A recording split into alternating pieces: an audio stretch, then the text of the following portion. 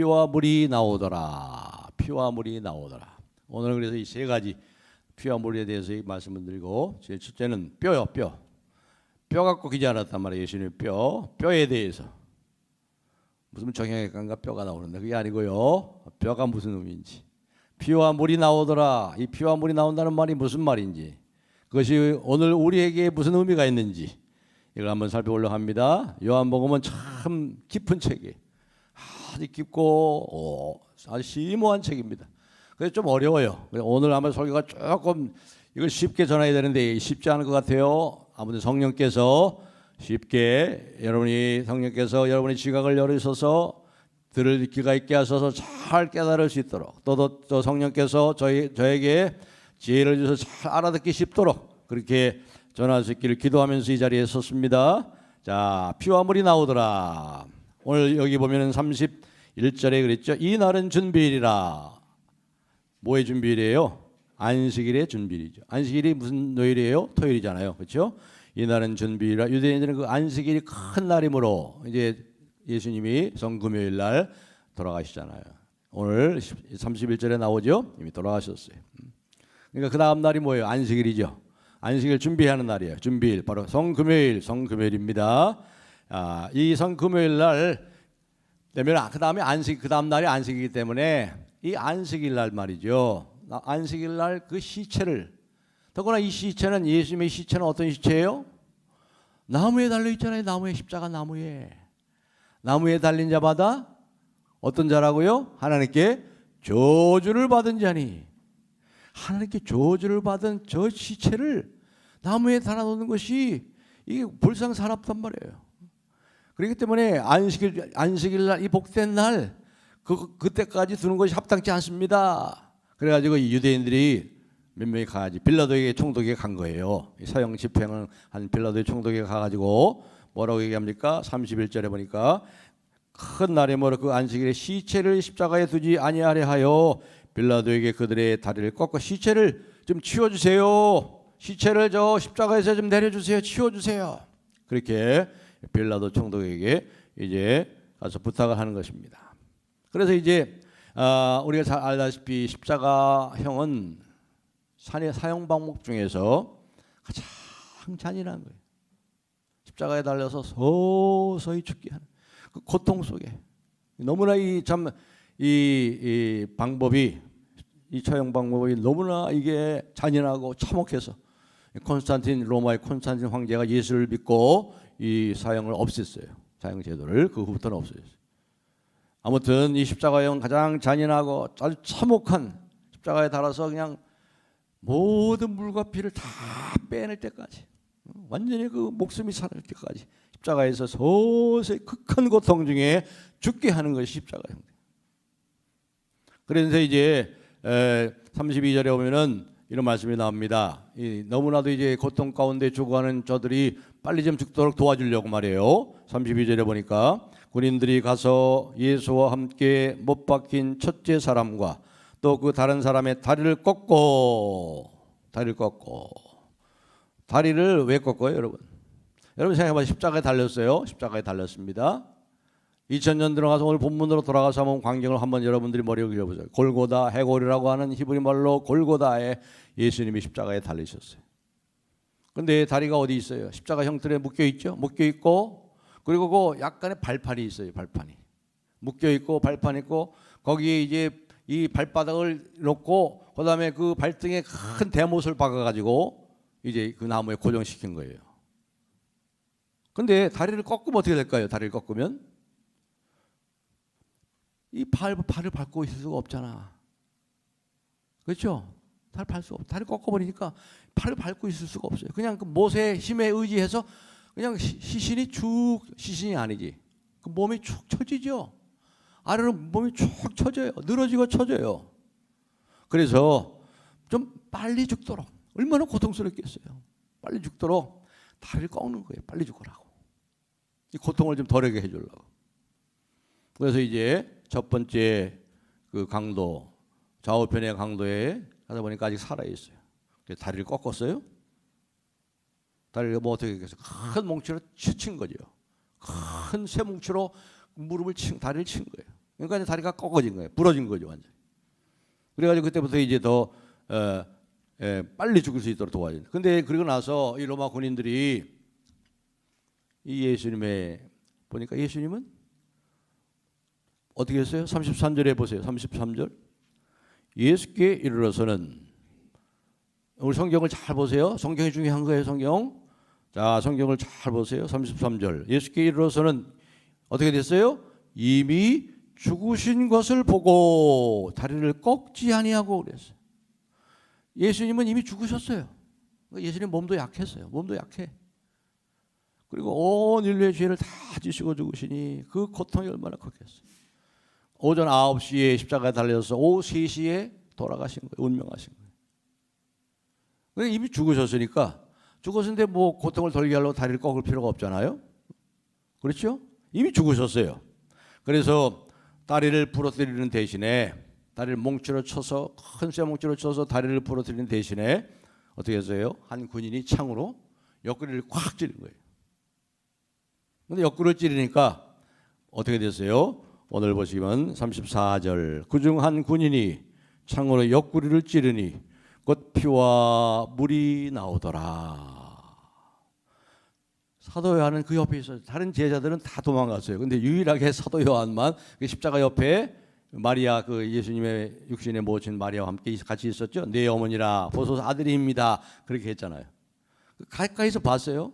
그래가지고 35절에 보시면 이를 본 자가 증언하였으니 그 증언이 참이라. 그가 자기의 말하는 것이 참인 줄 알고 너희로 믿게 하려 함이라.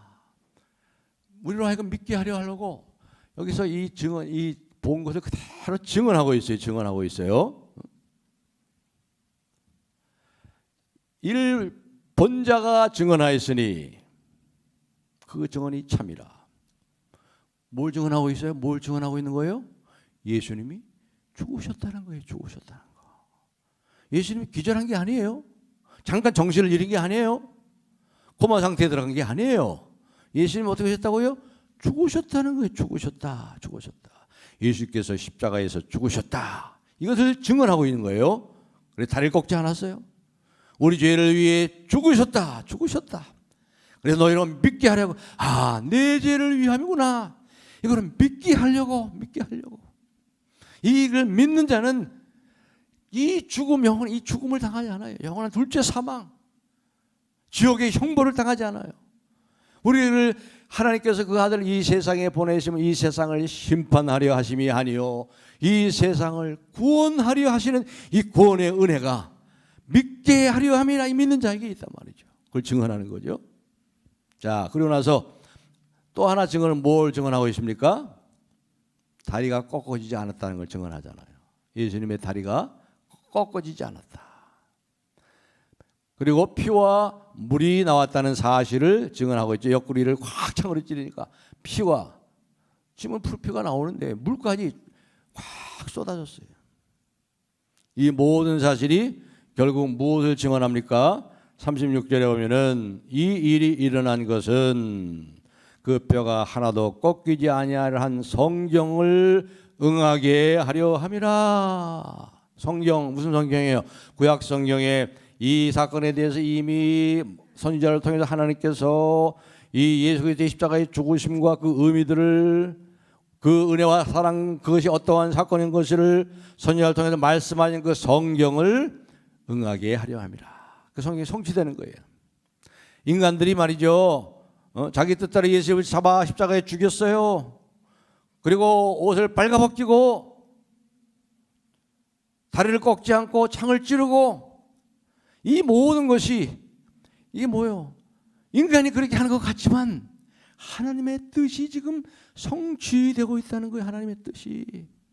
이 예언과 이 말씀이 성취됐다는 것은 그 예언과 말씀 속에 있는 하나님의 거룩하고 하나님의 깊은 뜻이 지금 성취되고 있다. 그렇게 말씀합니다. 다리를 꺾지 않았다.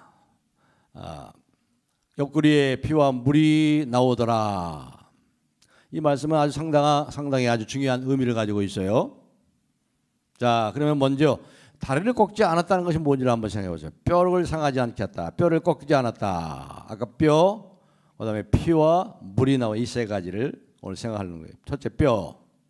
자, 유월절 규례. 유월절 아시죠? 이스라엘 백성들이 애굽에서 이제 탈출하고 애굽에서 하나님의 노란 능력에서 그들이 애굽에서 구출받는 이 출애굽의 역사.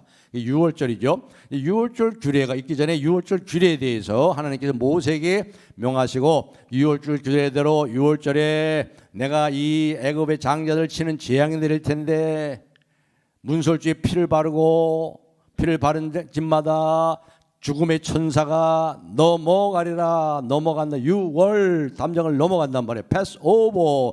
그래서 6월절이죠. 6월절 규례가 나오는데 출애굽기 12장 43절 보면은 6월절 규례는 이러하니라 해놓고 출애굽기 12장 46절을 우리 화면에 올려주세요. 다 같이 한번 읽어보겠습니다. 출애굽기 12장 46절. 출애굽기 12장 46절.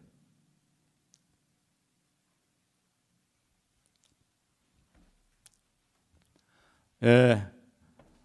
출애굽기 12장 46절 준비가 다른 성경 구절을 갖다 또 올려놨구만. 자, 출애굽기 12장 46절 보시면 이렇게 말씀이 나옵니다. 한 집에서 먹되 이제 출애굽 이제 하게라는 2월절이 곧 와요. 그래서 너희들이 한 집에서 먹되 그 고기를 조금도 집 밖으로 내지 말고 그다음에 말씀이 뼈로 꺾지 말지며 그 뼈를 꺾지 말지며 6월절 어린 양을 잡아요. 각 집마다 한 마리씩 잡아요. 그리고 고기를 집 밖으로 가지 말고 집 안에서 다 구워 먹어라. 그리고 그 어린 양이 잡을 때 그 흘린 피를 문설주에 바르고 그리고 그러되 그 어린 양의 뼈는 꺾지 마라. 그 뼈로 꺾지 말지며 하며 출애굽기 12장 46절에 그렇게 6월절 규례가 나옵니다. 여러분 고기와 뼈가 나오죠. 고기, 양의 고기, 6월절 양의 고기. 6월절 어린 양의 고기를 먹고 그런데 6월절 어린 양의 뼈는 꺾지 말라. 자, 예수님이 누구예요? 뭐예요? 6월절 하나님의 어린 양이 하나님의 어린 양. 6월절 어린 양이 아니고 6월절 어린 양은 각 집마다 다 있어요. 그걸 잡아 먹어요. 잡고 피를 무설주에 바르고 뼈를 꺾지 않아요. 그런데 예수님은 6월절 하나님의 어린 양이에요. 하나님의 어린 양. 우리가 다 잘 알고 있어요. 그런데 6월절 하나님의 어린 양의 그 6월절 양의 뼈를 꺾지 말라고 하나님께 규례를 말씀합니다. 이 유대인들이 이 뼈를 꺾지 말라는 말을 하면은 금방 알아들어요. 6월절 이스라엘 유대인들은요. 그런 문화 속에 자랐고 그런 성경의 가르침을 받았고 율법의 가르침을 받았기 때문에 어떻게 이 유대인들이 이 뼈를 꺾지 말라는 것을 이해하냐면요. 고집을 꺾을 때 그 뼈를 꺾는다. 그런 말로 이해합니다. 첫 번째로 고집을 꺾을 때 황소 같은 고집이 꺾어지 잘 안 꺾어지잖아요. 이게. 그래서 고집을 꺾을 때 그 뼈를 꺾는다. 그렇게 말합니다. 그리고 더 중요한 의미가 있어요. 두 번째 더 중요한 의미가 뭐냐면 전쟁에 나가서 상대방에게 완전히 파멸당하고 완전히 전멸당하고 완전히 패할 때 뼈가 꺾어진다. 그렇게 말하는 거예요. 뼈가 꺾어진다. 이게 굉장히 중요한 의미예요. 전쟁에 나가서 상대 나라에 완전히 패하고 완전히 패망하고 전멸할 때 뼈가 꺾어진다. 그렇게 말해요. 예레미야 50장 17절 한번 보겠습니다. 예레미야 50장 17절 화면에 올려주시기 바랍니다. 읽겠습니다. 시작.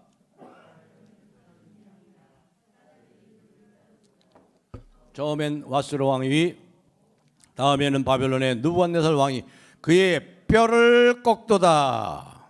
느부갓네살 바벨론 왕이 그의 뼈를 꺾다는 게 뭐예요? 완전히 패망시킨단 말이에요. 완전히 전쟁, 완전히 패망하게 한다. 그런데 여러분 이 전쟁에서 패하는 건 왜 패해요? 구약 이스라엘 백성들이 하나님께 범죄해서 하나님 심판이에요. 심판. 전쟁에서 패하는 거예요. 하나님의 심판이에요. 그래서 바벨론의 느부갓네살에게 그 뼈가 꺾이도단 말은 이스라엘 백성의 범죄함으로 인해서 하나님의 진노와 심판이 임해서 바벨론에게 완전히 패하고 망하리라 그 말이에요. 그러므로 뼈가 꺾이지 않는다는 말은 뭘까요? 하나님의 심판이 임하지 않았다는 거예요. 그렇잖아요. 하나님 심판이 임하니까 뼈가 안 꺾이잖아. 하나님의 심판이 임하지 않았다는 것은 결국 궁극적으로 뭐죠? 죄가 없다면 하나님께 범죄하지 않았단 말이에요. 범죄하지 않았어요. 그러니까 죄가 없고 범죄하지 않았으니까 하나님의 심판이 없고 그래서 뼈가 꺾이지 않았어요. 그래서 전쟁에 패하지 않았어요. 시편 34편 19절로 20절을 한번 더 우리가 참고 성경을 한번 보겠습니다. 오늘 성경을 좀 몇 군데 찾아보려고 그러는데 19절 20절 다 같이 한번 읽어보겠습니다. 시작. 의인은 고난이 많으나 여호와께서 그의 모든 고난에서 건지시는도다. 그의 모든 뼈를 보호하시며 그 중에 하나도 꺾이지 아니하도다. 그의 모든 뼈를. 여기 그가 누구예요? 의인이잖아요. 의인은 고난이 많지만 의인은 고난이 많아요. 의롭게 살려고 하니까 세상에 가만 안 놔둬요. 그래 고난이 많죠. 그래서 여호와께 그의 모든 고난에서 건지시는도다. 시편 33편 20절에는 그의 모든 뼈를 의인의 모든 뼈를 보호하시며 그 중에 하나도 꺾이지 아니하도다. 그러니까 의인은 죄 없는 자는 그의 모든 뼈를 보호하시며 하나도 꺾이지 아니하는도다라는 말씀입니다. 그러니까 뭘 얘기해요? 6월절 하나님의 어린 양이 우리 대신 죽으시지만 우리의 죄를 위해 대신 죽으시는 것이지 그가 뼈가 꺾이지 않았다는 것은 그분이 죄가 없단 말이에요. 죄가 없단 말이에요. 의인이시란 말이에요. 그분은 의인이시란 말이에요. 그렇기 때문에 뼈가 안 꺾인 거예요. 그분이. 죄 없는 하나님의 어린 양이 죄인들을 위해서 죽임당하고 있다 이 말이에요. 죄인들. 저와 여러분을 위해서.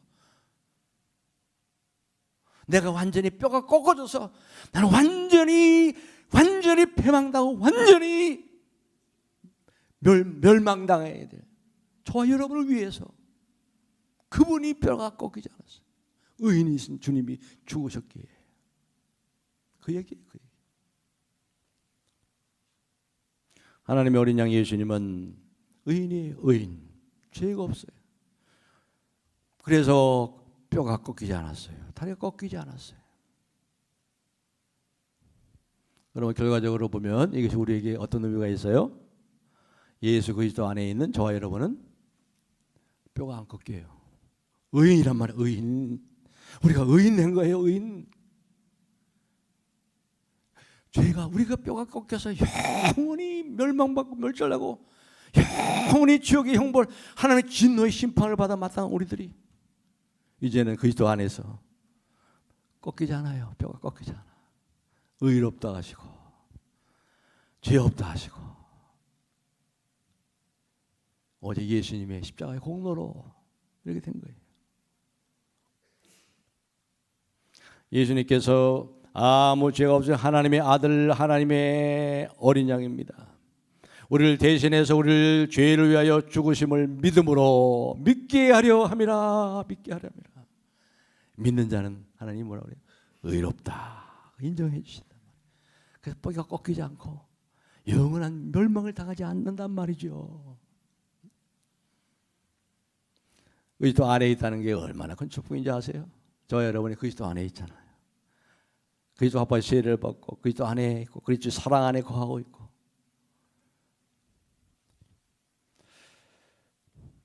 우리는 우리의 죄로 인해서 마땅히 뼈가 꺾여져야 될 사람들이에요. 하나님의 진노의 심판으로 인해서 마땅히 영원히 멸망마땅할 죄인이에요.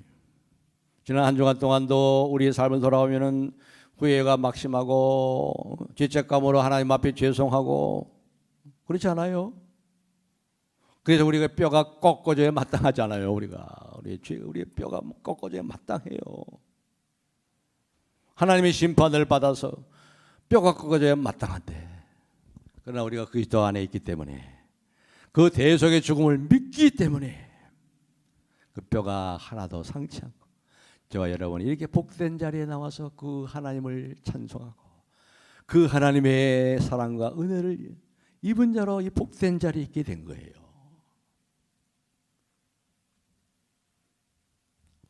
그렇기 때문에 그리스도 안에서 저와 여러분은 하나님의 심판과 저주가 아니라 뼈를 꺾는 것이 아니라 예수님 때문에 하나님의 오늘 찬양처럼 완전한 보호를 받아. 보호를 받아. 뼈가 꺾이지 않도록 보호를 받아요. 보호. 저 여러분이 얼마나 하나님 보호하시는지 눈동자같이 지키시고 얼마나 사랑을 받게 되고 살고 사는지 말이에요. 그의 보호하심과 그의 사랑 안에 있게 된 거예요. 하나님의 그 보호하심과 사랑 안에 있으니 무엇이 두렵겠어요? 무엇이 염려가 되겠어요? 우리가 이렇게 은혜와 사랑을 입은 자가 된 거예요.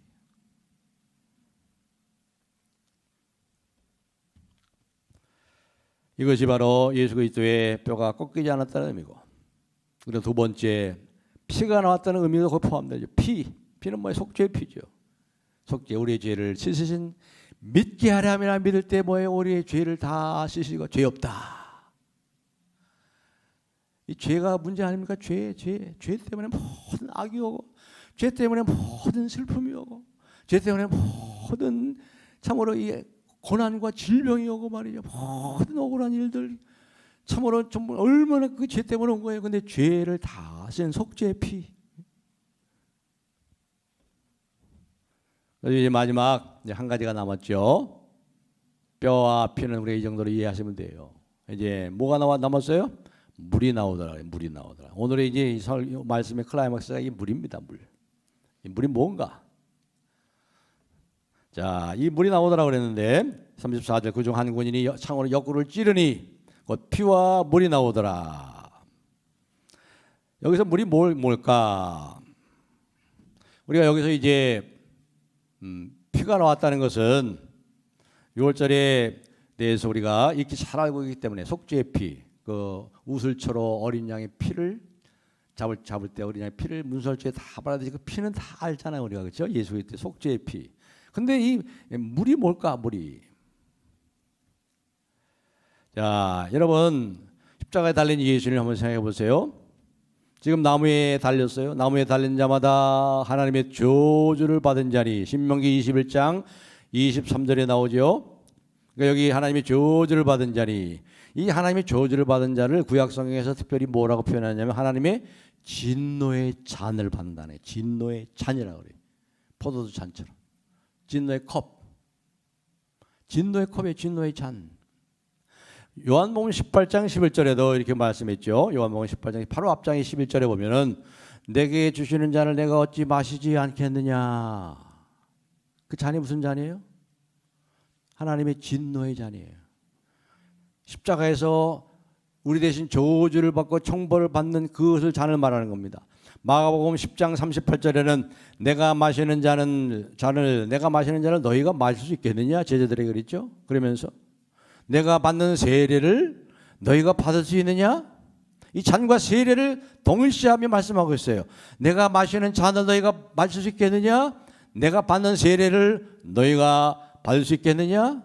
자, 보세요. 다시 출애굽 사건으로 돌아갑니다. 출애굽. 자, 여러분 생각해보세요. 출애굽 해가 했어요. 아주 신나게 그냥 승리의 개가를 부르면서 나옵니다. 그런데 하나님께서 어디로 인도했어요? 좋은 길 다 놔두고 바닷길로 있는 게 바닷길로 가는 거예요. 지금 가풍하면 홍해가 가로막혀 있는 거예요. 좋은 길 다 놔두고 바닷길로 인도하셨어요.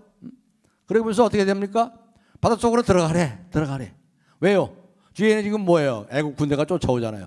뒤에서는 애국 군대고 앞에는 시퍼런 홍해가 가로막혀 있어요. 그러니 어떻게 됩니까?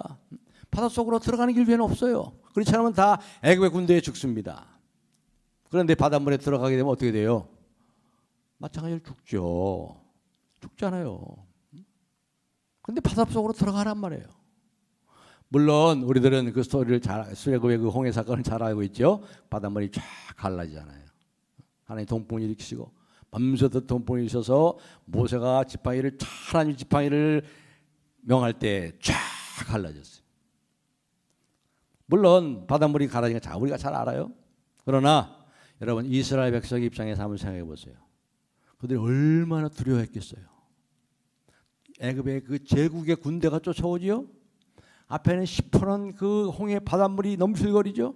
얼마나 두려워하고 얼마나 애간장이 탔겠습니까? 아마 여러분이 앞뒤가 콱 막히고 사방이 콱 막혀서 이러지도 못하고 저러지 못하는 그런 상황에 경험하신 분들이 있을 거예요. 그것과 비교할 수 없는, 그것보다도 지금 홍해 앞에 이스라엘 백성은 더 기가 막히고 콱 막히고 죽을 지경에 죽을 지경. 그래서 어떻게 해서 모세에게 소리를 지르고 난리 쳤지요. 그때 모세가 뭐라고 그랬어요? 너희는 좀 가만히 있어라. 하나님이 너희를 위해서 하실 일을 한번 보라. 지켜보자. 그래가지고 홍해가 갈라지잖아요. 그런데 보면은 이 사건을 가지고 고린도전서에서 뭐라고 얘기하냐면 막 구약 갔다가 신약으로 왔다가 지금 오늘 좀 설교가 좀 그래요. 그러니까 좀 잘 한번 들으시기 바랍니다. 우리 한번 화면에 고린도전서 10장 1절과 2절 우리 다 같이 한번 읽겠습니다. 시작.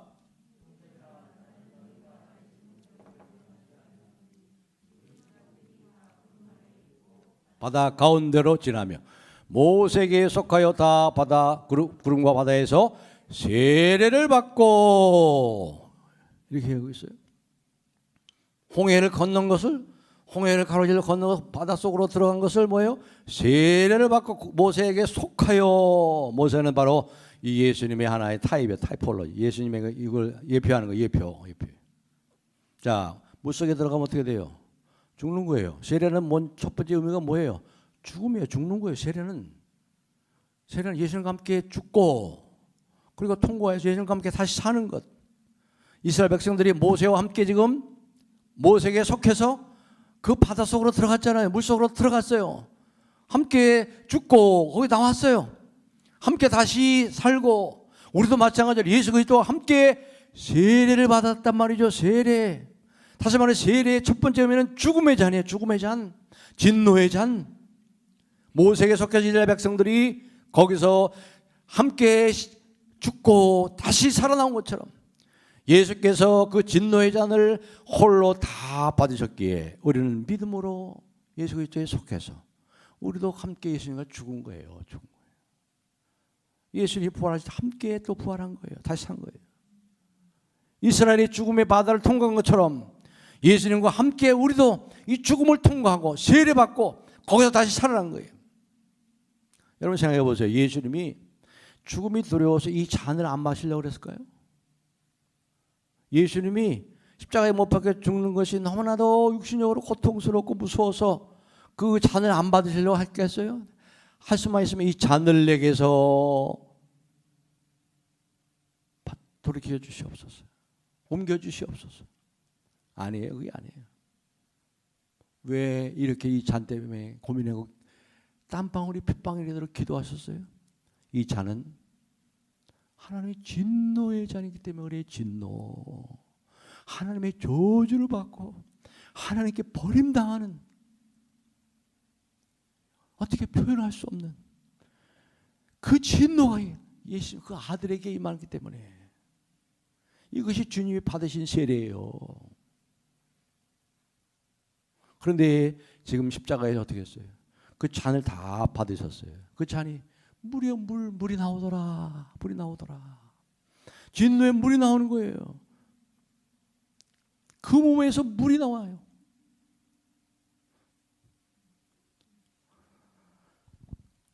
요한복음 19장 37절 우리 다 같이 한번 읽어보겠습니다. 요한복음 19장 37절 다 같이 시작. 또 다른 성경에 그들이 그 찌른 자를 버리라 하였느니라. 그 몸에서 물이 나와요. 물이. 자, 이 물이 뭘까? 이제 마지막으로 한 곳도 또 구약으로 가야 되겠습니다. 구약과 신약은 한 권의 책이기 때문에 똑같은 거예요. 신약을 통해서 구약의 의미를 더 풍성히 알고 구약을 통해서 신약의 그 의미들을 더 확실하게 역사적인 사건을 통해서 더 분명히 볼 수 있기 때문에 스가랴 보면은요. 스가랴 10장 8절로 9절 한번 보겠습니다. 우리 화면에 올려주시기 바랍니다. 스가랴 10장 8절로 9절.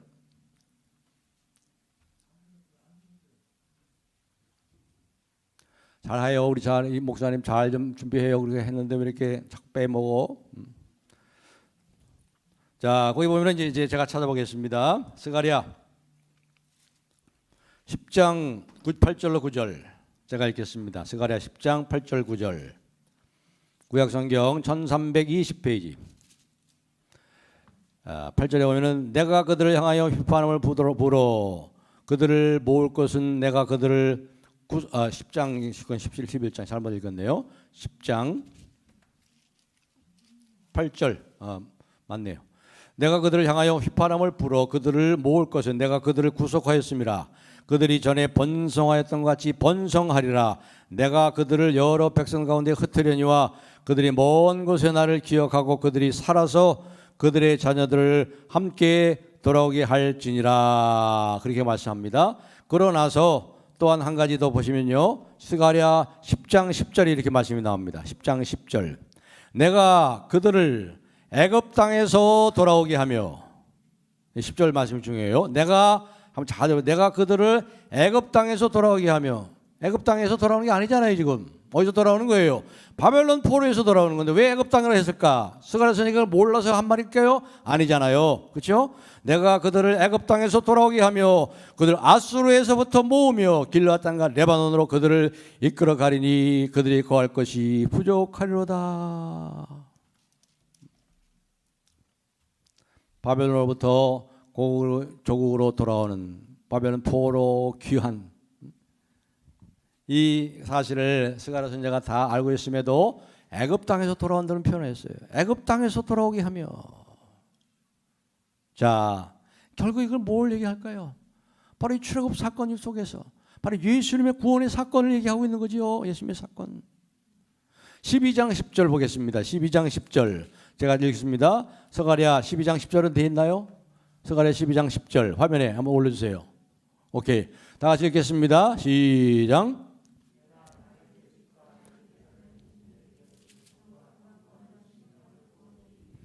그들이 그 찌른 바 그를 바라보고 그를 위하여 애통하기를, 독자를 위하여 애통하듯 하며 그를 위하여 통곡하기를 장자를 위하여 통곡하듯 하리로다 하는 이 성경이, 이 스가랴 성경이 예언이 이루어지고 있잖아요. 그렇죠? 내가 다윗의 집과 예루살렘 주민에게 은총과 간구하는 심령을 부어주리니 그들이 그 찌른 자를 볼 것이고 그를 위하여 애통하며 독자를 위하여 애통하듯 하며 장자를 위하여 통곡하리로다. 이 스가랴 말씀이 지금 바로 이 사도 요한이 증언하는 말씀으로 성취가 되고 있는 거죠. 이게 무슨 말씀입니까? 여기 보면 특별히 10절에 우리 말씀교회는 여기 심령을 내가 다윗의 10절 다시 한번 올려주세요. 12장 10절만 12장 10절만 올려주세요. 거기 보면은 내가 다윗의 집과 예루살렘 주민에게 은총과 간구하는 심령을 부어주리니 이렇게 나와요. 심령. 심령이 뭐예요? 심령. 여러분 지금 세례, 아까 우리를 위해서 예수님께서 진노의 잔을 다 받으신 거죠. 여기 또 다른 의미가 나와요. 세례. 부어주는 사건이에요. 부어주리니, 부어준다고 할 때 이게 우리말 속에는 심령이라고 그랬는데 정확히 얘기하면 성령이에요. 성령. 여러분 스가랴서의 가장 중요한 메시지가 뭐죠? 4장 6절. 4장 6절 화면에 올려주시기 바랍니다. 4장 6절. 스가랴 4장 6절 화면에. 준비 안 됐어요? 네, 됐네. 다 같이 읽겠습니다. 시작.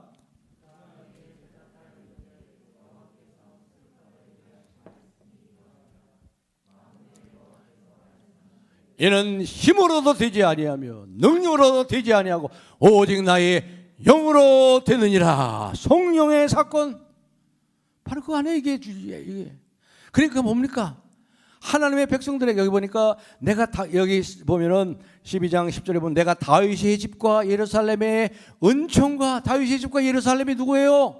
오늘날 교회에 하나님의 백성들에게, 저와 여러분에게 성령을 부어주신다. 성령을 부어주신다. 그래서 물이 나오더라. 예수님께서 뭐라고 그랬어요? 그 앞에 요한복음 보면은 예수님께서 아직 영광을 받으지 아니었기 때문에 성령이 그들 가운데 계시지 아니하시더라 그랬잖아요. 그렇습니다. 십자가의 피와 물, 이 물은 바로 성령을 부어주시는 성령. 예수님이 요한복음 7장 39절에 그렇게 말씀했죠. 믿는 자들이 받을 성령을 가리켜 말씀하신 것이라. 예수께서 아직 영광을 받지 아니하셨으므로 성령이 아직 그들에게 계시지 아니하리라.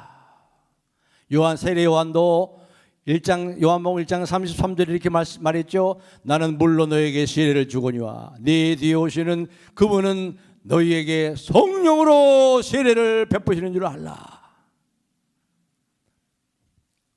구약 성경에는 성령이 안 오셨어요. 구약의 백성들. 그래서 구약의 백성들과 저와 여러분을 비교하면요, 우리가 얼마나 큰 복을 받고 은혜를 받았는지. 성령의 세례 받은 성령의 세례. 예수 그리스도 안에 있는 모든 사람들에게 성령이 임하는 거예요. 성령이 하나님의 영이, 그리스도의 영이 우리 안에 계셔서 우리 주변에 계시고 우리와 함께 우리를 위해 탄식하시고 우리를 보호하시고 우리를 본향에 이를 때까지 함께 하시고 인도하시고, 바로 그 성령님이 지금 우리와 함께 하신다. 하나님의 임재의 현재성. 지금 임재하셔요. 여기 우리 안에 계세요. 우리를 처소 삼으시고 성전 삼으시고 와 계세요. 지금 이게 얼마나 놀라운 사건인지 몰라요. 이게 언제 일어났어요? 예수님이 십자가에 죽으실 때, 영광을 받으실 때 찌르니까 물과 피와 물이 나오더라. 그 물이 흘러넘쳐요. 내가 주는 물을 마시는 자는 영원히 목마르지 아니하리라. 그 얘기예요. 우리 각 사람 안에 생각해 보세요. 우리 각 사람 안에, 여러분의 각 사람 안에 이 우주를 창조하시고 이 우주도 담을 수 없는 그 광대하신 하나님이 여러분 안에 계신 거예요. 생각을 해보시라고. 생각을. 이 우주도 담을 수 없는 그 크신 하나님, 영광의 하나님이 내 안에 계셔. 내 안에. 우리에게 초소를 정하시고 지금 우리 안에 역사하셔서 함께 걸어가고 계세요. 우리가 쓰러질 때 우리 일으키시고, 넘어져 지쳐서 더 이상 걸어갈 수 없을 때 우리 업으시고 걸어가시고, 본향에 이를 때까지, 주님 앞에 가는 그날까지 이 우주를 창조하신 그 하나님께서 우리 안에 계시다. 나를 살게 하시고 숨쉬게 하시고 나를 인도하셔서 마지막 종착지인 영적인 가나안, 그 우리의 본향 천국에 이를 때까지 우리 한 사람 한 사람을 놓치지 않으시고 끝까지 붙잡고 걸어가시는 거예요. 하나님의 임재하시는 이 성령을 알지 못한다면 얼마나 참으로 어리석고 안타까우시겠습니까? 여러분, 예수님께서 세례 받으실 때 하늘문이 열리고 하늘의 음성이 들렸죠? 이는 내 사랑하는 아들이라 내가 저를 기뻐하노라. 여러분이 그리스도 안에 있으면, 그리스도와 세례를 받았으면 함께 여러분 한 사람 한 사람을 향해서 뭐라 그래요? 너는 내 사랑하는 아들이라. 내가 너를 기뻐하노라. 너는 내 사랑하는 딸이라. 내가 너를 기뻐하노라.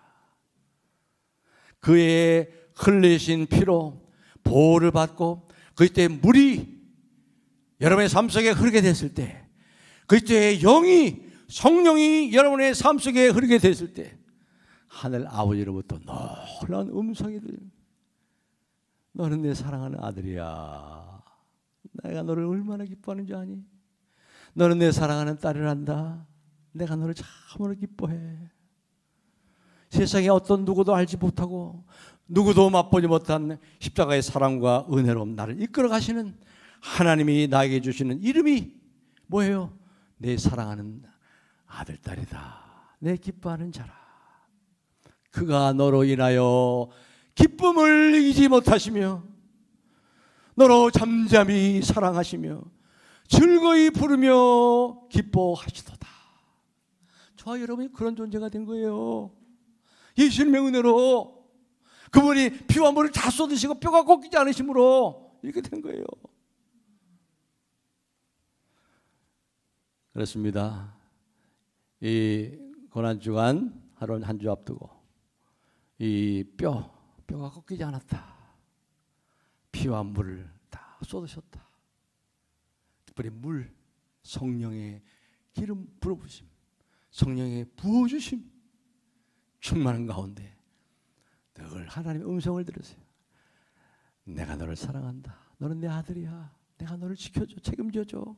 너 표를 내가 채울 거야. 피할 길을 준단다. 내가 있잖아. 그 음성을 들으시고 더불어 성령 충만함으로 이 세상을 넉넉히 이기는 저와 여러분이 되시기를 주님의 이름으로 축복합니다. 할렐루야.